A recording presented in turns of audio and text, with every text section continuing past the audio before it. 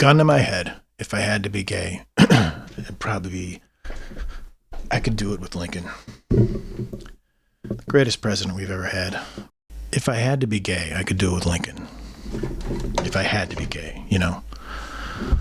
You know those times when sometimes you have to be gay. You got to be gay or something, like to save the world. You had to be with a dude. I would pick Lincoln. Greatest president ever. You know, plus he was a rangy fella, a wrestler, strong. Isn't that what you'd want with a gay dude? People want to cancel Lincoln.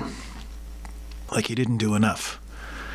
He didn't do enough. He got his, he took a nation divided, pulled it back together. It almost fell apart, and he pulled it all back together, hung in there while it pulled itself back together. It's not like he had to do any of the shooting. He killed some Indians in his day, sure, I would imagine.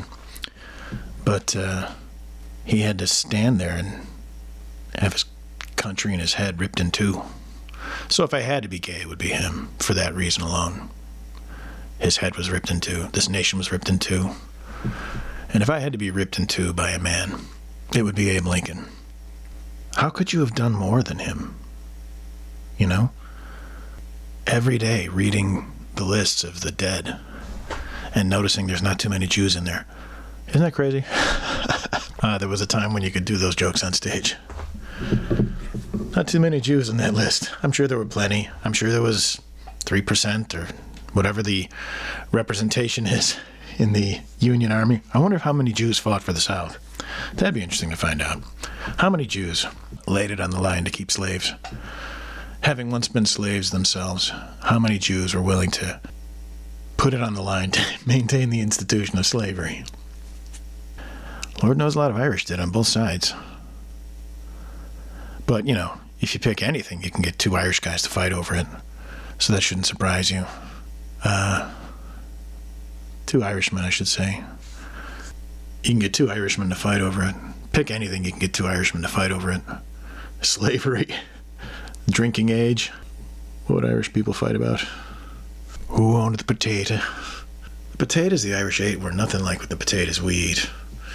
With the potatoes we have, these gigantic spuds from Idaho that are grown in good American soil, you could feed a whole town with one of those potatoes during the famine. They had little potatoes that I imagine were like turnips or something, from what I understand. And I remember reading about them pulling up the potatoes and then just having being soggy and falling apart, caving in, rotten with whatever AIDS was attacking the potatoes at the time, or monkeypox. The potatoes had the monkeypox. What's COVID taters? If I had to be gay, musket to my head, a musket to my head, and I had to lie in bed with another man, it would be Abe Lincoln. And apparently he lied in bed with some guy. Or lain in bed. Laid, having been, lain, whatever the past participle is of that. But apparently it was his traveling companion. But I believe it. I believe it. Honest Abe wouldn't lie. Honest Abe wouldn't be gay. Though all signs point to yes for some people. There's people that want everybody to be gay. Every famous person. He was gay. Everybody was either gay or actually black in history. The inventor of that thing was actually black and gay. The guy who invented the telephone was gay and black. Oh, Abe Lincoln. Funny as hell, too. So many, you know, he's kind of part Churchill. Like, he's witty and he's kind of all of our good guys wrapped in one. He has the one quote about, someone calls him two-faced. And he says, if I had two faces, do you think I'd wear this one or something like that? Maybe. He's so damn clever, he might be Jewish too. Abraham Lincoln, another Jewish name, Lincoln. What's the damn quote? Let me look it up here on the Google machine. If I had another face, do you think I'd wear this one? Succinct, perfect. That's back when that would be a grave insult. You're two-faced. You're a two-faced snake in the grass. That would be the worst you could say about somebody. And those are sort of biblical or mythological words to be associated with. The snake, you're a serpent. And two-faced, like some Greek doorman. Or was he Roman? Janus? I don't know. It was a long time ago that I had to know that stuff. And even then I did 70%. That was the story of my schooling. 70%. All right, I got over that hurdle. None of it mattered to me. Old Jimmy was not a good student. Jimmy didn't know it. He didn't know that even though he was not a good student, that's all you needed to be. Heck, you're probably smarter than half the kids there. Smarter than half. You're right there in the middle. You're smarter than half the people in that room. You don't have to be that smart. And that's what gave me an advantage. I was already smarter than 50%.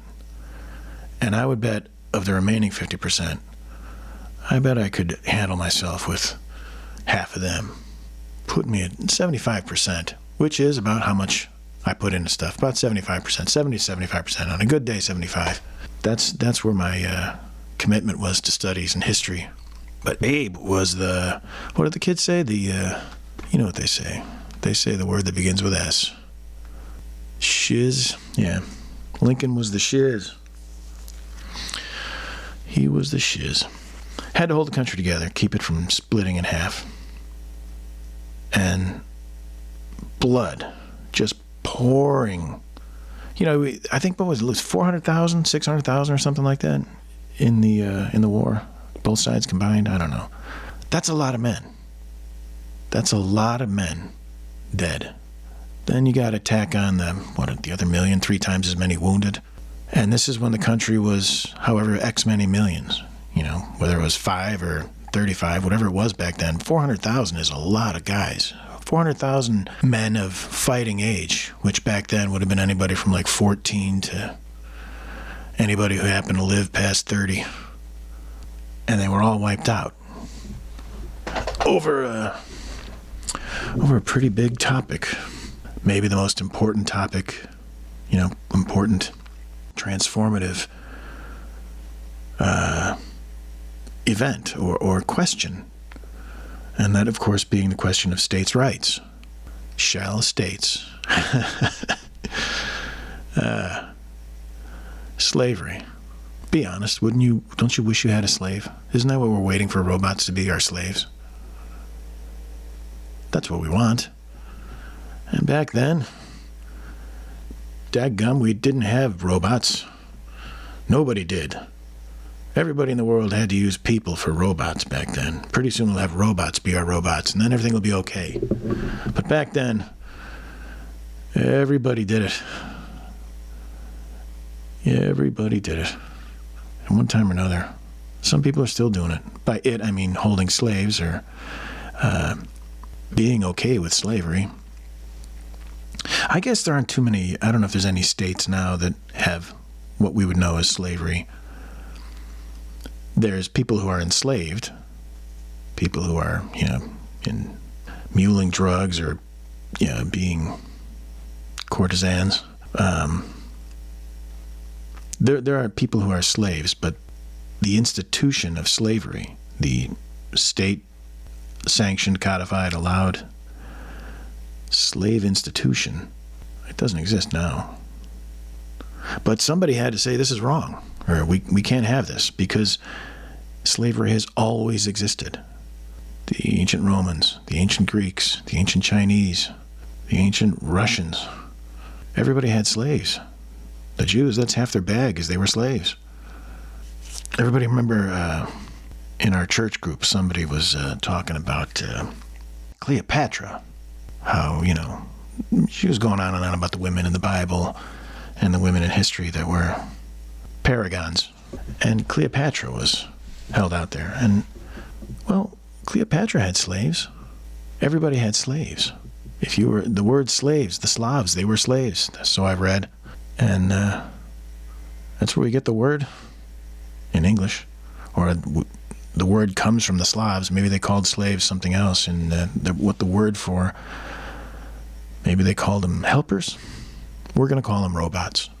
In the future, we're just going to call them robots, and somebody's going to fight for their rights. Someday, there's going to be a war about whether or not robots should have rights.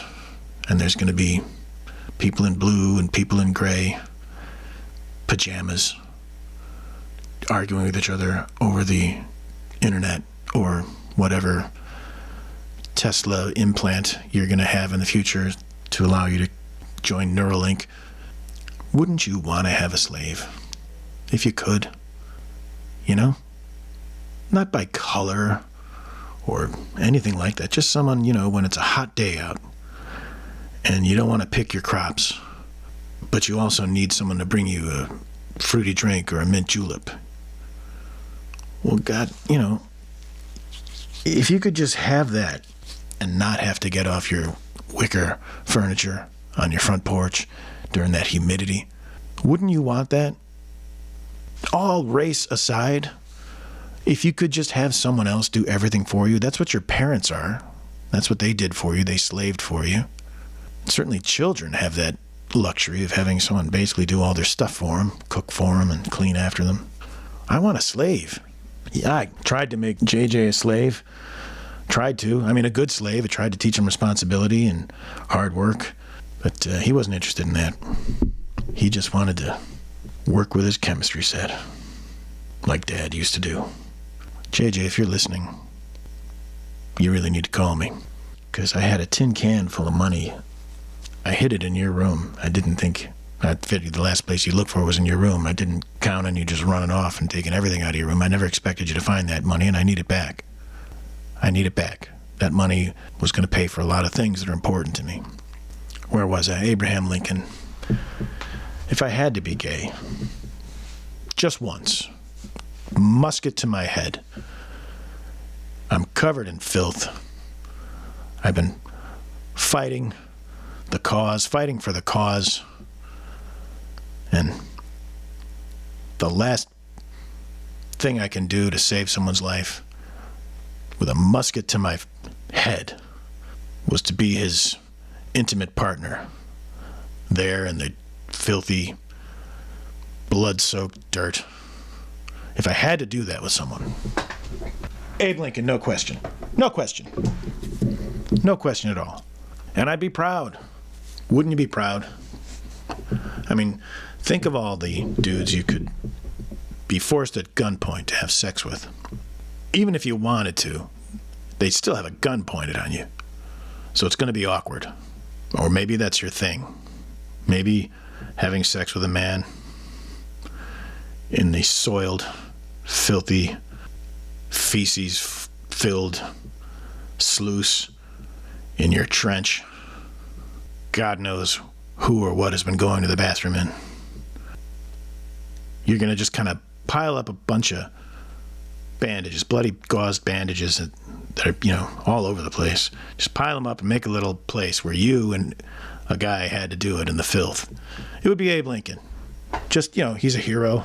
He's so, wise and, ruggedly handsome, right? He was the Illinois ape. But you knew if you're let's say you're living in Kentucky and you spent all day out chopping down trees and it's hot and there's bugs and you had to wrestle twice that day. You wrestled 2 men and you scored 2 victories because you're strong and your muscles are hard. And you're coming back, you're dragging your axe behind you. Suddenly a man appears with a gun, he points it in your face, and you have to have sex with him. Who would it be? It'd be Abe Lincoln. That's, I think, if you're an English fella, maybe you would have to say, okay, if I had to have musket sex, if I had to have sex with a musket pointed at my head, or maybe just, back then they were using a lead ball from a Kentucky rifle. Or maybe something small, because he'd be up close on you. But you have to, the entire time, you and that man are engaging in a filthy, excrement-covered, bloody, terrible act. You're still staring at that gun. You know it's there. I don't care how attractive your partner is, or how much you may have in common.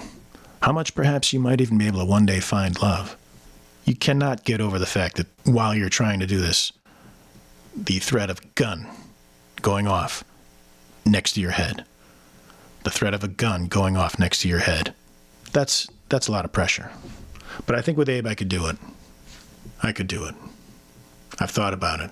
I've run the numbers. I could do it. How long can that ruse go on? How much can you milk? If I were gay, it would be Abe Lincoln. But I think it would be. He seems like a nice guy, funny, powerful, commanding. Although I guess he was supposed to have somewhat of a squeaky voice or a higher pitched voice than we've been led to believe. Every Abe Lincoln I ever saw on TV or in film spoke very slowly, very solemn. It's very hard to be solemn when you got a squeaky, high-pitched voice. I know Daniel Day-Lewis. I remember seeing it. I can't remember offhand what his impression, or his impression, the wrong word, but his interpretation of what Lincoln sounded like, his presentation. But I remember it was up here like this, kind of high-pitched, tight voice. It's kind of that Jordan Peterson tenor. Up here. Supposedly he talked up here. And, okay then. That's what he sounds like. Abe Lincoln sounds like Jordan Peterson. I'm not convinced that Abe Lincoln wasn't Jordan Peterson or Jordan Peterson isn't Abe Lincoln. So, this is going to be a long one. I don't know how long they allow these videos to be. This after party could go on all night. I don't have to animate. That's the thing, man. You got to really love Abe Lincoln to put as much time in editing as I had to do on this one. Because there's no film. Believe it or not, there is very, very little video footage surviving of Abe Lincoln. Very little surviving footage of him at all. I think there was a film of him that was, because it was in the early days of cameras, and there was a film of him running out of a theater where they were showing a film of a train. I know that he was actually caught. There was sort of the TMZ of the day, guys who carried around inkwells and scrolls and typesetters not far behind. They caught him on video running out of a makeshift barn where they were projecting a train approaching. He ran out because he had already heard that tired premise and he'd had enough. He was 6'5". That's a pretty tall fella. I bet, 6'5", very athletic. He probably, if he were around today, he'd probably be able to play in the NBA. If he didn't do what he did. If he didn't do what he did. Ah, well, that's his loss. When JJ left, he took my old computer with him, so I had to buy a new one. And I didn't skimp. I bought something, I don't spend a lot of money on myself unless I have to, and then I spend everything I have to. The words have to really are operative here. I bought myself a real Cadillac of a computer. It's actually a GM computer, but it was dogging working on this Lincoln project. What is the Lincoln Project? That's a thing too, right? The Lincoln Project? Who is the Lincoln Project? There's going to be like a 20-minute jump cut as I try to type. Pro-democracy organization. Yeah. Wasn't this the one that the wife, Kellyanne Conway's husband, wasn't he part of the Lincoln Project? Yeah, I don't know. I don't know. If Lincoln were around today, would he be a Democrat or a Republican? Don't know. The easy answer, he'd be a Democrat because they're the moral high ground, blah, blah, blah. I don't know. I don't know what Lincoln's thoughts on what would Abe Lincoln say about transgenderism. Why, if I could have two genders, you think I would go as this one? Something like that. He might say that. Whatever that joke was, I'd have to go back and look at it. If I could have two genders, you think I'd be this one? But don't know what Abe would think about that. But I don't know. He'd probably talk like this up here. Every word it's like lashing out. It's the opposite of going up as a question. It's making a very firm point. So I guess I I guess it's sort of a, he's got such a unique voice, particular, but I guess there's something very, its roots are definitely Canadian. Where everything, I don't know. I can't do a Canadian accent, or I dare not try one now. But there is that thing where it's like a question, but it doesn't go up like a question. When you say A, that is seeking an affirmative or an acknowledgement, eh? Right? It's one of those. Each of them being sort of an implied question. Are you listening? You paying attention? So he goes up, it's not a question. He's making a statement. I'd actually have to hear him. I haven't heard his voice in a while. But what else would Abe Lincoln have to say? What would Abe Lincoln think about BLM? Which side, if maybe there's a third alternative. Maybe it's not even a side. You're either for or against BLM. Where would Abe stand would he be for reparations? Would Abe, if all you Democrats who think you might be for reparations, would Abe be for reparations? I don't know. I know I'm not, but I don't know what Abe would do. He'd be honest about it, whatever it was. He'd be honest. How honest do you have to be? How often does your integrity have to be tested that you get known as being honest? First of all, you saw a lot less people back then. In your life, you ran into maybe 9 people. That's it, and then you're dead. You die young. Everybody lives 40 miles away. If you see anybody at all, it's probably an Indian crashing through your window. So, who knows? Imagine that. Imagine an Indian crashing through your window or your door. Maybe they don't. Maybe they don't crash through it all. Maybe they just burn you alive inside. It's funny how history at the end becomes kind of one-sided. If you look at the Cowboys and Indians, well, there was a time in America when everybody thought the Cowboys were good guys, but now we're all supposed to know and say the Cowboys were the bad guys and, the poor Indians. And, there was it was, if they could have called it fascism back then, they would have. Imagine, somebody had to set up a world where it was okay to go from one country into the next without having to shoot your way in. And people were here. The people came over on boats. They came over visiting, looking for stuff. Some of them stayed. Some of them bartered with the locals and set things up. And there was a lot of battling and running people off land. There was enough of it to go around, I guess. Or I guess where they came from, they never had land, and this time they were going to fight for it. Or they came from a place where you fought for your land all the time. But here they were. By them, I mean mostly Western Europeans. French trappers. Germans. Italians came later. All the British Isles. Just flooding over here. The land of opportunity. Imagine having this country inhabited by basically people running around like it's the Stone Age. These resources. You come over here, and you're going to fix the place up. You're going to gentrify it, Look at this stream here. It's just flowing down here. It's got dirt. Let's divert this stream. Let's put a cement wall over here. Well, let's divert that stream. You know what we're going to do with it, though? We're going to divert it, and then we're going to use that water to irrigate some land over here. But the river area now is a beautiful basin, and we're going to put some houses in there. Maybe a shopping mall. Maybe a place where you can, they've got to be. You got to be able to pick one of these up pretty cheap now that all the outdoor malls are dying. But one of those rooms you step inside and there's giant fans and you can float and pretend like you're flying. We're going to put those in this valley where there used to be a river that we dammed up and diverted. That's who came here. That's who showed up. And all they had to do was to get the savages off the land.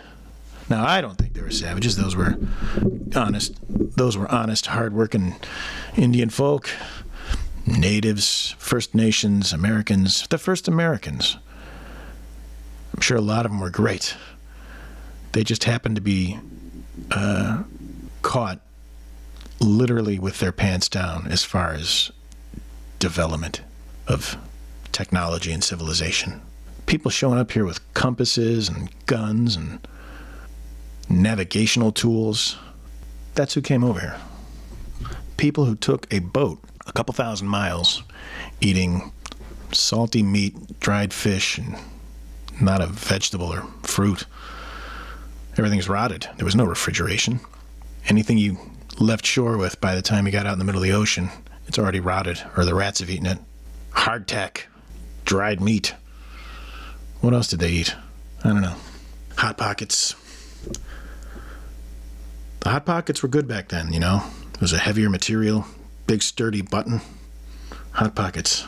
You actually put coal in your pocket, hot coals, and you put a piece of meat in there and let it sizzle. Then later, halfway across the ocean, you could gnaw on the charred embers. But just imagine those people came across the ocean in boats like that. Well, not everybody that did. Not everybody that came over came like that. But those first people did, and they made it kind of nice for people to come arrive in better boats, and boats with bunks in them. Instead of just being down there with the poor folk below deck, not seeing the sun for however many weeks it took you to get across the ocean. They came over here voluntarily like that. In order to, you know, there's people they won't leave their house to eat. They'll order in if the restaurant is too far away. Everything is so convenient, and people came across that ocean. How bad must it have been in Europe, where the alternative? Imagine getting up this morning and deciding, you know what, I can't stand this anymore. I'm just going to go down with everything I own slung over my back and get on a boat for however many weeks. Then, you know, well, it was weeks for a long time, honestly, to get across that ocean. Transoceanic passenger flight isn't really a thing till the 30s and 40s, I'm thinking. Commercial passenger flights across the ocean, certainly the 30s. I mean, a president might do that. I don't know. I'll have to look. I just don't know. I don't think the transoceanic flight, I mean, the tanks it would have to have of fuel to take a whole load of people. Well, the loads were a lot smaller then, and people were a lot smaller then too. Imagine the planes back then having to haul 50 stout, sturdy Americans on however many thousands of gallons of gas they were able to have in that plane. Amelia Earhart. You couldn't do it.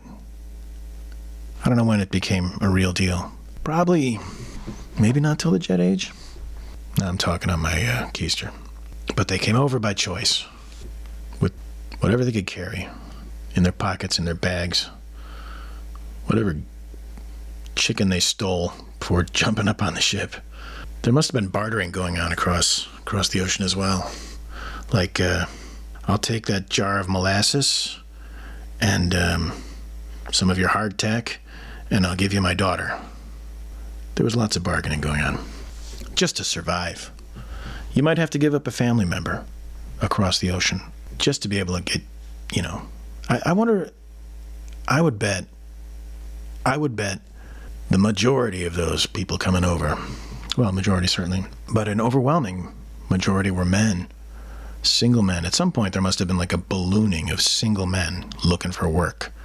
And then maybe they'll send for their wife. Maybe that's the plan. I'll go over there and set up my silversmith shop. I'll get that going, then I'll send for Goethe. I'll send for Sonia. A good German name. And she would come, and you'd have a little silversmith shop.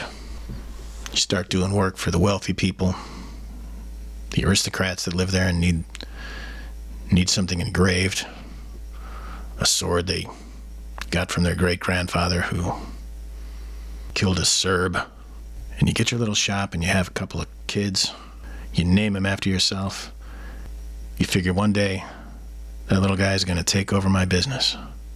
But you didn't, JJ, did you? You don't want that. It's not good enough for you. Just not good enough.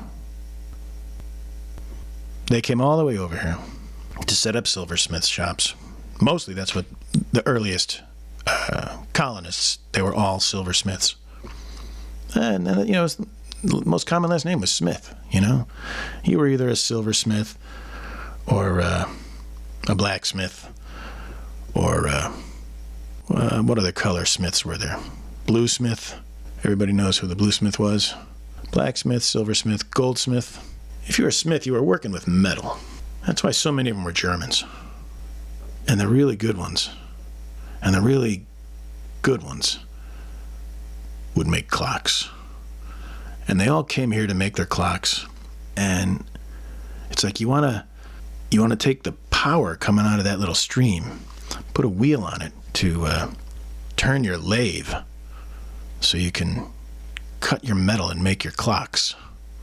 And there's these savages running around trying to burn your house down.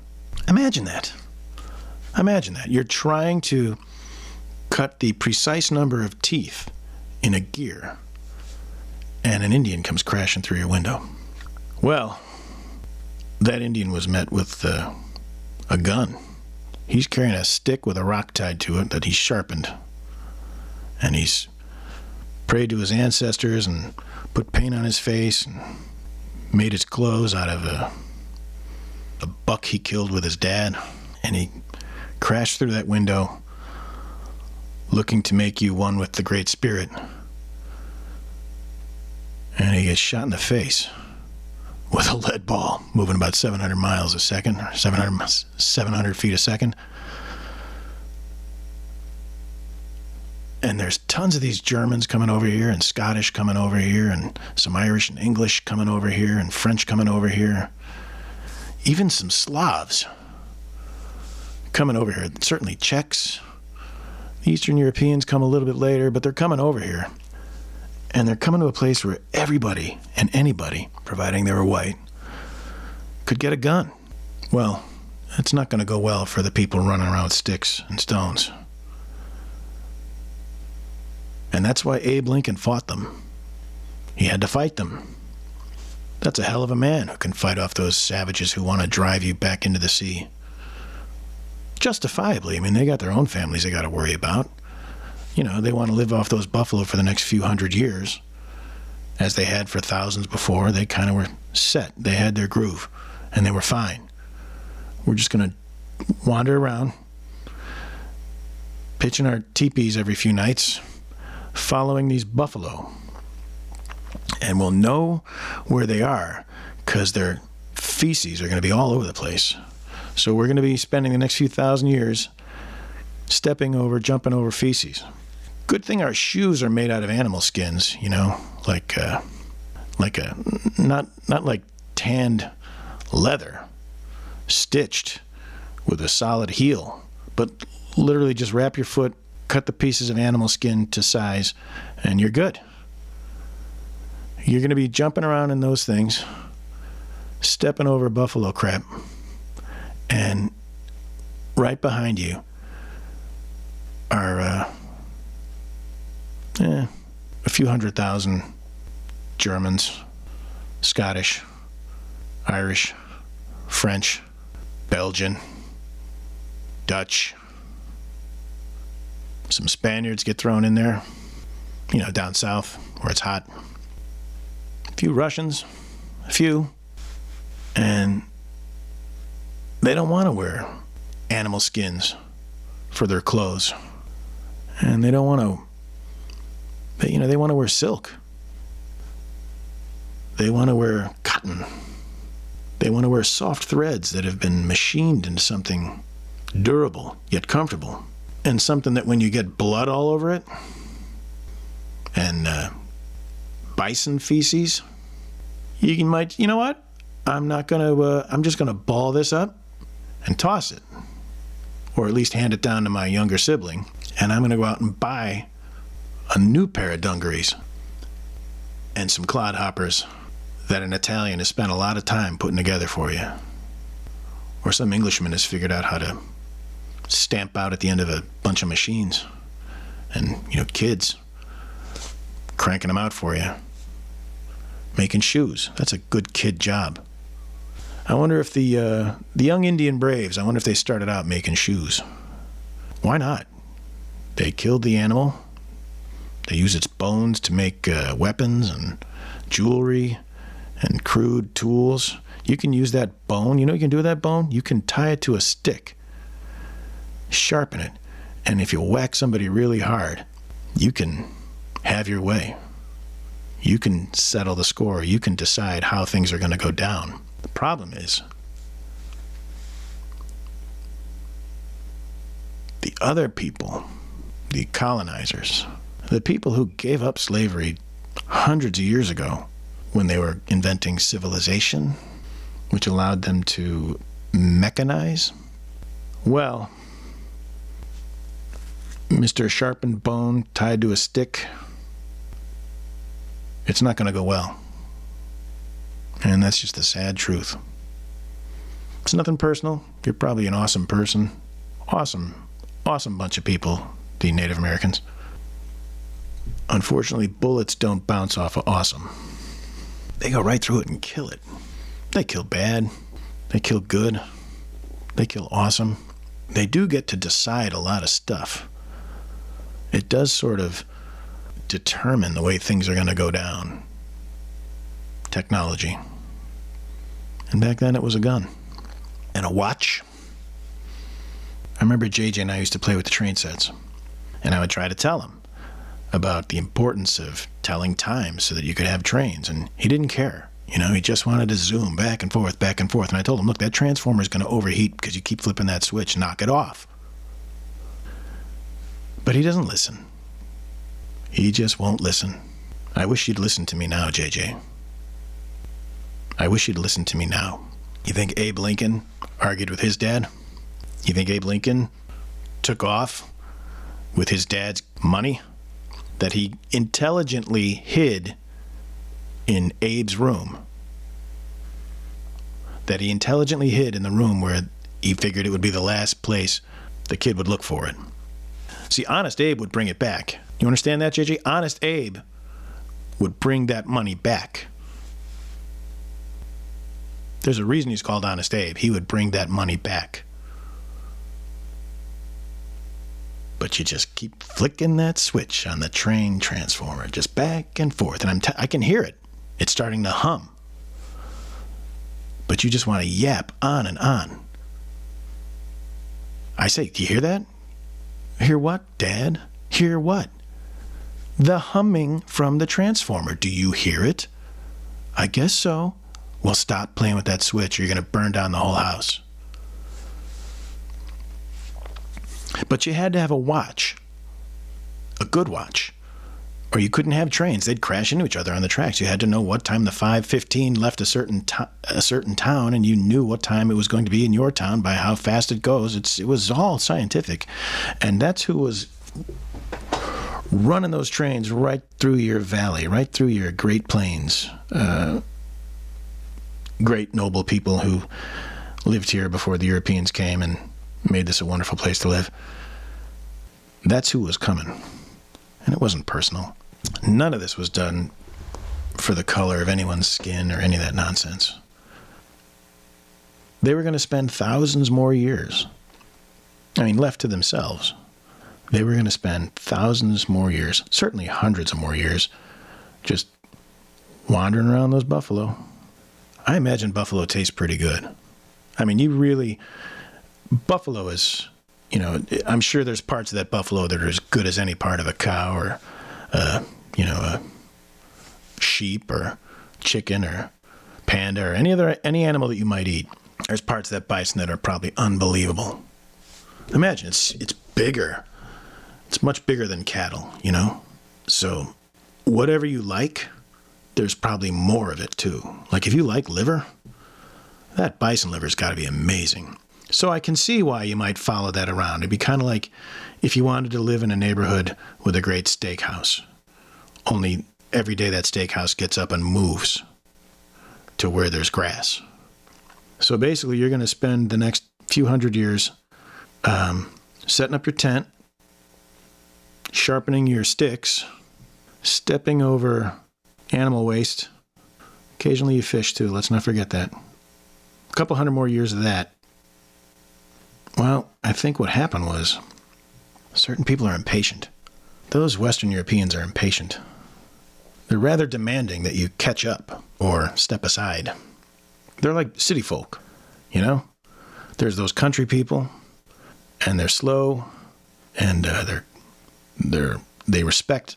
They have different values, and then they're confronted with some city folk that's just going to push them right by, and he's headed somewhere. And he, I'm sure, hopes that you understand the importance of what it is he has to do. And he wishes you success in your own ventures, but you're going to have to get out of his way. It's nothing personal. It's not meant to be rude, but this guy's moving forward like a bullet, like the bullet took down the Indians. And the bullet, you'd be praying to God, would not come your way in the middle of having sex with Abe Lincoln in a filthy trench. And there's people that think Abe should be canceled. That is the height of just fantasy world. It's the ultimate arrogance of thinking, yeah, well, if I were around in 1850, I would have been on the front lines fighting to free the slaves. This is before the Civil War. I would have been blowing up loading docks. I'd be blowing up ships. I'd be blowing stuff up to free the slaves. That's what I'd be doing. Because I'm so moral and good that if I went back in time, I'm certain that I could probably end slavery in a much better way than Abe Lincoln did. First of all, I have the moral power of being openly against slavery. You know, Abe Lincoln had some kind of sketchy, shady thoughts about slavery. Not exactly the way we think about slavery today. He was willing to endure it if he had to, or at least stop it in its tracks, but not try to take it away from those good people in the South who happen to want their own personal robots and had to deal with slaves until the Germans and the Japanese and everybody else could get together and actually invent robots. Lincoln had some mighty unsavory views about slaves and slavery. Why, his wife, her family, there were slaves in her family. So he's guilty. I'm sure the people that want to cancel Abe Lincoln would have a much better way to end slavery. You could probably, what could you do? You could cancel people that own slaves, for example. If you found out the guy that owns the plantation, the guy that you know, up over in that other county on the other side of the hill, or down there in the valley there. There's only hills and valleys back then. We had to knock everything down to be able to put anything up. It was hills and valleys from one coast to the other in this country. And thank God somebody came here and plowed a bunch of stuff over. That, I just lost my train of thought. It'll come back. Can't stop the track. It'll come back to me. I'll come back to it. They could have ended the Civil War in a much more positive way, a way that was more inclusive. I think, you could have maybe, if you cancel somebody for owning slaves, if you found out the plantation owner owned, you could cancel him, tell his boss to fire him. That'd be a good, as I think about the scenarios that could possibly happen to sort of end slavery, it starts to go up like a question at the end because I'm really talking out my ass. Instead of making very positive, declarative statements about how to end slavery, it's not that easy. It's not that easy. So Lincoln didn't do enough. God, do you think he had a good night's sleep ever? Ever. At least as president. He was hated before he ever got in office. The way people hated Trump before he took office. People in the streets wearing pink hats of protest that are supposed to represent some female body part. That's how bad it was when Trump got in office. When Lincoln was elected, states seceded from the Union. They said, we're no longer part of this. They said, we're no longer part of this United States. We're out.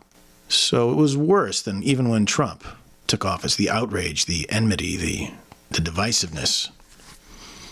And, maybe that's how they could have ended slavery. If people walked around with pink hats on their head, and explained to everyone what they stood for and what they meant and the clever pun that the hat was based on. Or, maybe that would have ended slavery. And, if people had the moral courage, as anybody that would want to cancel Abraham Lincoln would have to go back in time, they would have to have moral courage. They would be better than anybody back then. Any good, solid, progressive Democrat is better morally than anyone in the slavery era, because like with racism versus anti-racism, it's one or the other. Well, you don't own any slaves, but you're upholding the system of slavery by eating that corn or by wearing that cotton shirt. You're upholding the system of slavery. So, okay, you don't have slaves, but you're still guilty, and I'm better than you. I'm going to get back in my time machine, but you have all been properly scolded for your moral depravity, and I am superior, so I'm going to get back in my time machine, and you guys should knock off this slavery stuff. And here, take one of these pink hats, put it on your head, or risk being facing unemployment. To go back in time, to envision oneself being immune to being part of the herd of any time period, because most of us are the herd. Half of us are 50%. For Christ's sake, half of us are 50%. 50% of us. Imagine that. What if all 50%? Then you'd have probably more than half, because part of the other half is not even going to partake. And in fact, half of the other half, if anybody's going to be. So 50% can actually be more than half. But to think you can go back, to think you can look to the past with any sense of moral superiority, like, okay, you're going to go back, if you were there in the 1850s, the 1830s, or pick anything before Lincoln got in office, pick anything you get sent back before 1860. Let's see how well you end slavery. That, by the way, was the ancillary byproduct of him saving the Union, which is what his first and foremost duty as the chief executive officer of the Union. Step one, preserve the Union. And if he had to free slaves to do it, he would do it. If he had to keep slaves to do it, he would do it. And part of preserving the Union was understanding that no union such as it was could survive with slavery. And eventually, I think, whether people knew it or not, as an institution, its time was numbered. It's just no longer efficient to have people picking your cotton when God damn it, those Germans and English, man, they invented a machine that puts all those slaves out of work. You don't need the human robots anymore. You got machines, actual mechanical implements that will one day be crucial to the robots. Gears, servos, perfectly machined by people that have spent the last few hundred years advancing and not just dragging everything they own through the prairie on a couple of sticks as they drag that stuff through the piles and miles of buffalo dung. It's tough. It's tough. I mean, even if you were First Nations or an Indian, I like the Indians who still want to hang with the name Indian. I like the ones that are suing or canceling or doing whatever they can to the Washington Redskins that have changed their name due to intense pressure from 0.2% of the potential people who can actually speak English to a football team owner. Like, who walked around ever in their day has time, unprovoked, without having it shoved under their face? Who is thinking about, you know what, I really like hockey, but you know what, I think what's troubling me today, it's not that I've got to get my car smog checked so that I can get the registration tag I need before it expires, because if I get a ticket on this car, they're probably going to tow it because I've got a bunch of tickets on this car. Maybe what I need to do is, I got a lot to think about. I got this thing in my knee. After the surgery, they said it was going to get better, but it never really did. It was better than when it was at its worst before, but this new knee, it's not really better. It's going to average out. The old knee was pretty good most of the time, and then I would have those times when the knee was just murderous. But when they put in the new one, it's keeping me going. Let's just say that. I'm hoping to get that thing back. I'm trying to dive into every tangent to see what's there. And then if there's not much there, I'll go back. But it bothers me that my team is named after a noble group of people who just so happened to be in the wrong place in the wrong time. The wrong place to be was North America in the 16th century. Wrong place, wrong time, man. It's like going in a bad neighborhood late at night. You're in the wrong place at the wrong time. You're in this beautiful paradise, a fortress, oceans on two sides, vast expanses of nearly friendly nations to the north and south. Wrong place, wrong time. Noble Indian. Sort of the way crime moves its way into the suburbs. This was the big city slickers with their technology and washable clothes. They're the bad neighborhood that moved over here. They're like when, you're living in a nice neighborhood and then something happens. There's a store that opens up and then there's people hanging out in front of it all the time and you notice these people all kind of look alike. And it's like, all right, well, there goes the neighborhood. That's what happened. You might have heard about them. Maybe a couple tribes over had some experience with them, and maybe they got along for a while. They even traded stuff. They had whiskey. Whiskey's kind of nice when you're not in the mood to eat peyote and hallucinate for the next 15 hours, or smoke something that's going to have you seeing visions, seeing your dead ancestors telling you about how you're going to die, and when you just want to kick up some dust, maybe do a little dancing, a little romancing, some lively conversation. We had whiskey. I say we, but I mean, those damn Western Europeans with their whiskey and their inventions. You didn't have a chance. Really bad. A bad neighborhood criminals, bad guys walked right in and they just took over. And they used every trick they could. If they could. They even had tricks they didn't know about. The disease that was, however many hundreds of miles ahead of them, clearing the land for them. But, they'd use every trick they could. First, they're trading beautiful prime real estate for a handful of beads and shiny stuff. And I'm sure back then, that's what that land was worth. Handful of beads, some shiny stuff. Yeah, take Manhattan. I got this whole country behind me. It's literally thousands and thousands of miles. You ever heard about the Grand Canyon? I got the Grand Canyon back there. I don't need this stupid little island. Yeah, give me the beads. They're nice. I'm going to give them to my wife. Maybe I'll make something nice. Of course, the people who would cancel Abe Lincoln, they would go back and they would say, no, you can't trade all this for a handful of beads. And he's going to be like, oh, what can I trade him for? You got any whiskey? No, you can't trade for whiskey. This whole island, you don't understand. That whiskey, first of all, it's not good for you. Well, I like it. Yeah, but it's not good for you. Well, I like it. You should see the rain dance we have to do. When I do the rain, I have some of that whiskey and I got to do my rain dance.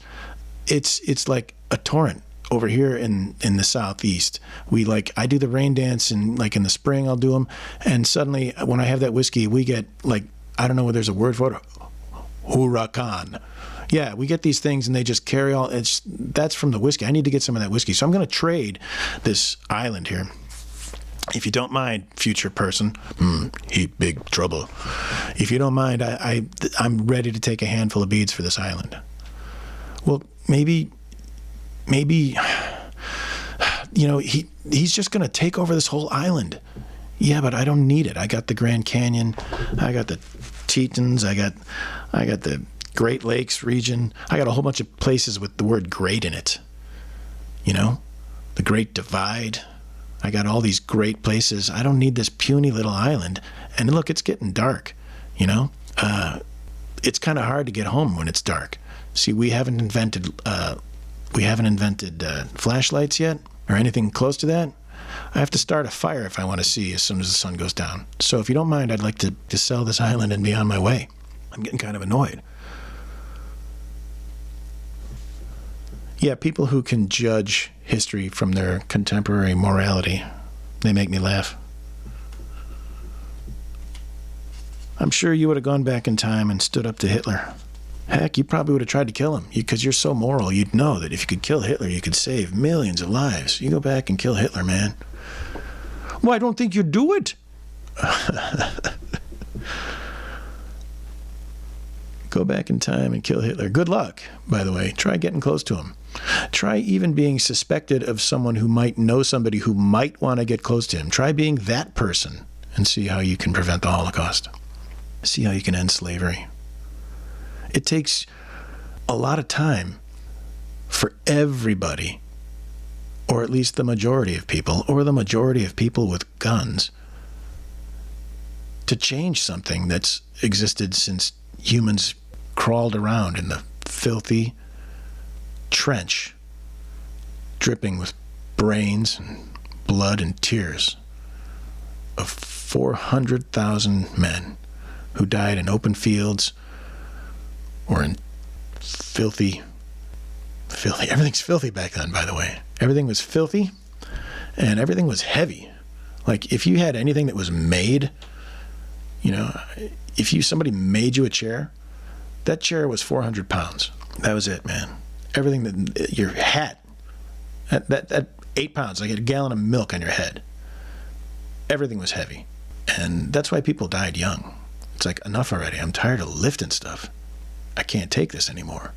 I wish I could pick something up that didn't make my shoulder hurt at the end of the day. You know what I'm going to do? I'm going to invent something that does the work for me so I don't have to have sore parts to my body.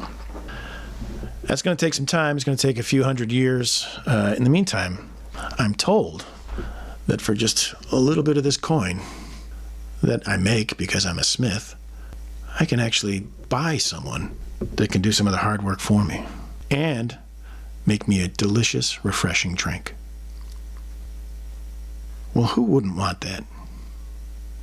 Who wouldn't want that? You know who would be the biggest slave owners? People who use Apple products.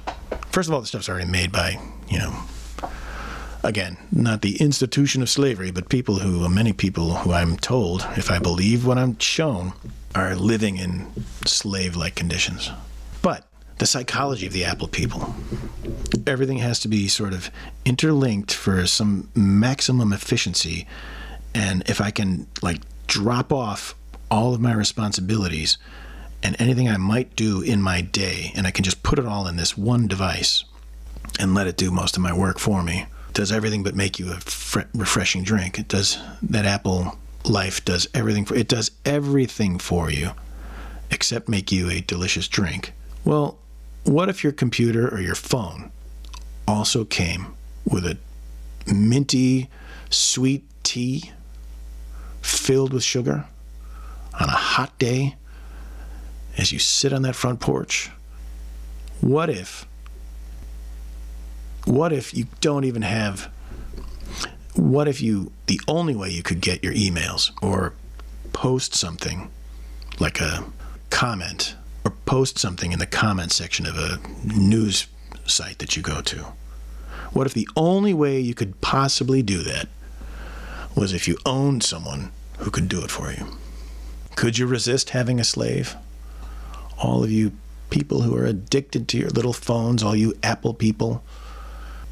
And if everybody has a slave, are you really going to be the one who says, oh no, everybody, you need to stop having these slaves? You can't have slaves because it's wrong. Yeah, but who is going to post this picture of the lunch I had? I can't do it myself. It's too hot. It's too hot outside. I need my slave to do this for me. Can you resist? Can you resist having a slave? If everybody was down with it, the way look at, everybody drives a car. Most people drive a car, or at least aspire to. It's certainly not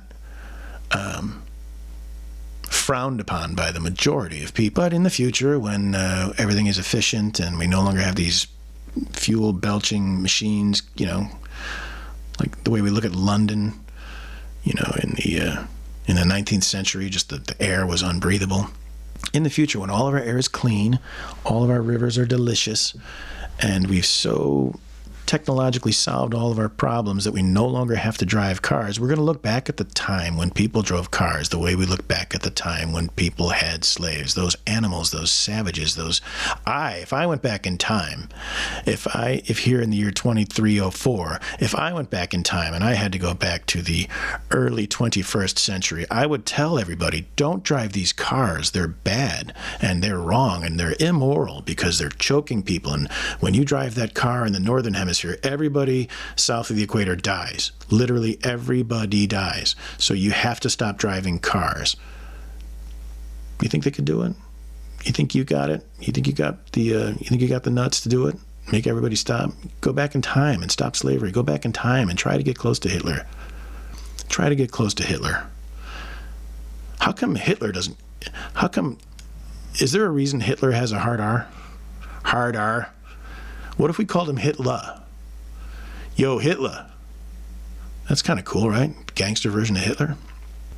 I love people that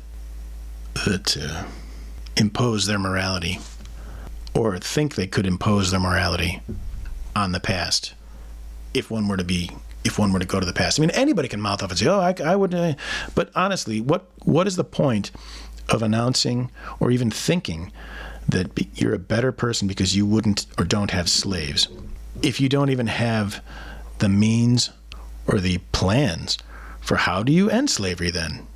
Genius moralist who is against slavery, moralist who thinks Lincoln didn't do enough. The guy's life from before he took office became hell.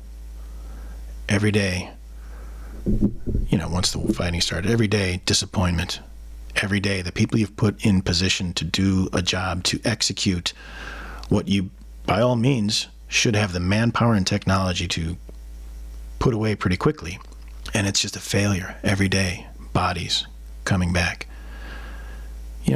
Washington, D.C. is not far from the South. And he's living in that squalid, horrible, humid, without any air conditioning or anyone to bring you a cool, refreshing drink, mind you. And he's hated from the day he gets in office, and he's somehow got to keep the country from falling apart and take a moral stand against slavery and pull it off. And within 1 week, after Appomattox, he's shot. He didn't do enough, though. We need to change the name of this high school and this bridge and this city and these toy logs because he didn't do enough. You idiots. But he doesn't care, He doesn't care. JJ writes this report about how Lincoln should be canceled. Yeah. And the team's name has to be changed. We're going to change the team's name because the high school name has to change. The team name has to change. I mean, the name was, it certainly in today's time, a lot of people might find it offensive, but, what's a really great offensive name for a team mascot that gives it to the Indians? What's the name for what's the less noble name for an Indian? And by the way, I think Redskin is a very noble name.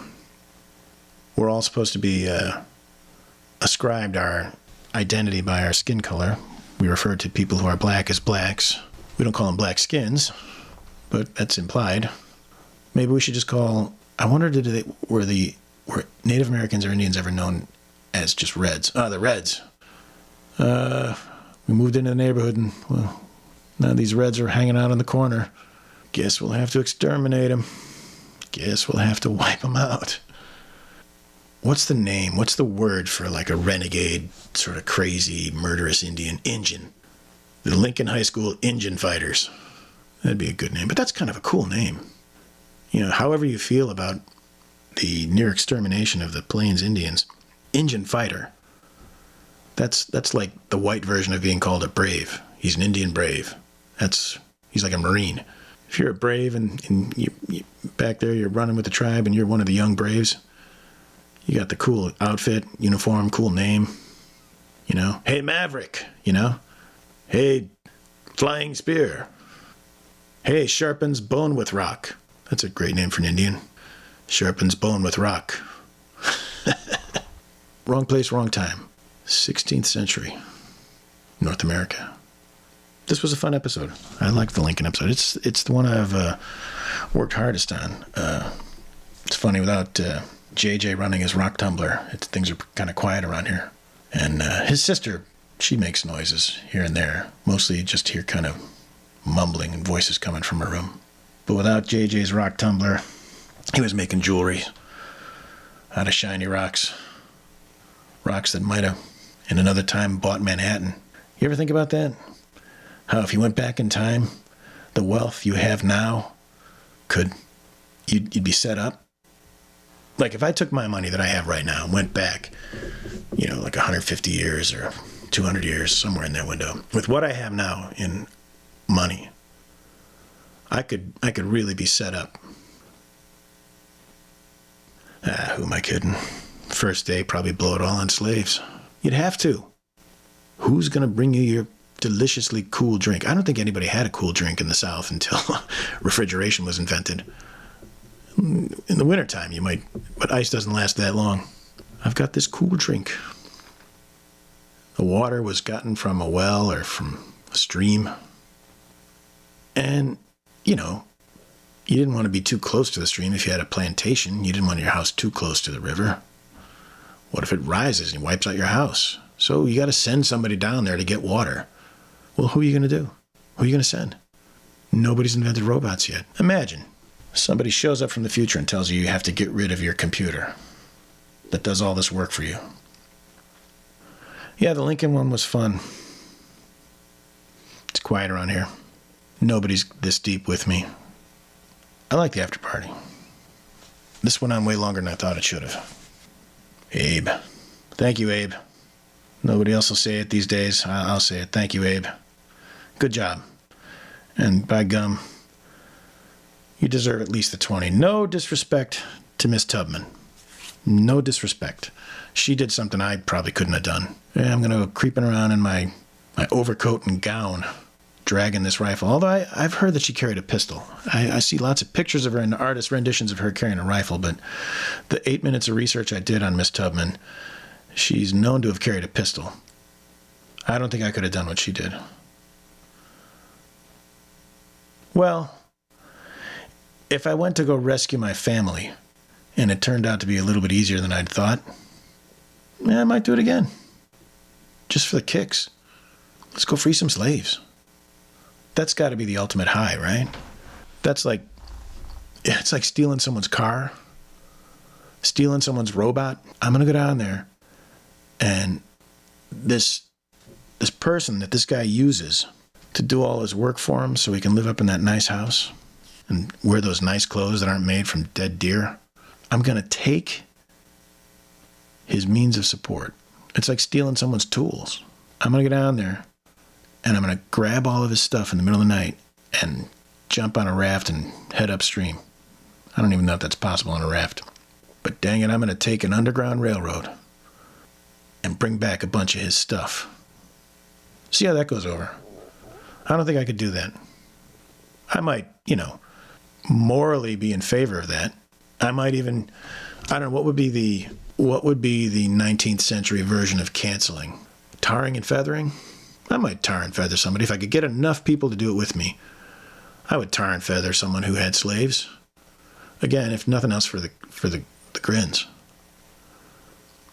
That would be canceling back then. Just, I'm going to tar and feather you and maybe cut off one of your hands so that you can't work anymore. That's what the group and I have decided needs to happen to you. Because your dad owned slaves, or your uncle owned slaves. In fact, I'm going to go back up north, round up a few 100,000 guys, and come down here and free all of your slaves. Who today can go back in time and do more than Lincoln did? I don't even think that's possible. I'm not certain. I'm not sure. Oh, right, yeah. No, I've lost it. I can't do it anymore. For a minute there, I thought I kind of was... I've never tried to do his voice before, so I thought I had it for a second, about an hour ago. Well, that should do it. I don't suspect anybody has gone this deep into this, but let's call this one like a test of a podcast. This is kind of what I would do, maybe. And then I'd, get some sidekick, laugh at everything. I could let him work the machines. Maybe he could be a machine, I'd do a podcast with some AI robot, that laughs, since I can't have a slave. Thanks a lot, Abe. Thanks for that.